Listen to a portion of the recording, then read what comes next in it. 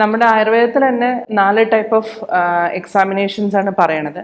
അതിൽ നമ്മൾ സാധാരണ ചെയ്യണത് പേഷ്യൻ്റ് വരണു, ആ പേഷ്യൻറ്റിനെ ഒരു കൺസൾട്ടേഷൻ, ഫിസിക്കൽ കൺസൾട്ടേഷൻ ആണ് ഇമ്പോർട്ടൻ്റ്.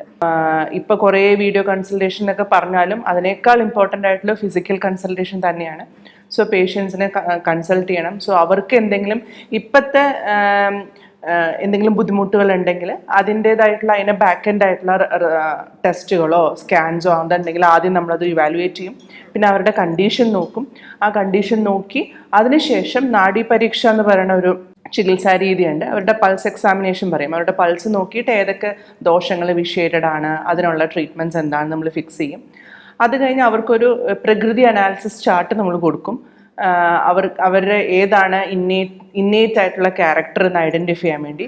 ഇങ്ങനെ ഇതെല്ലാം കൂടി ക്ലബ് ചെയ്തിട്ടാണ് നമ്മൾ അതിൻ്റെ ട്രീറ്റ്മെൻറ്റ് നമുക്ക് സെറ്റ് ചെയ്യാൻ സാധിക്കുള്ളൂ.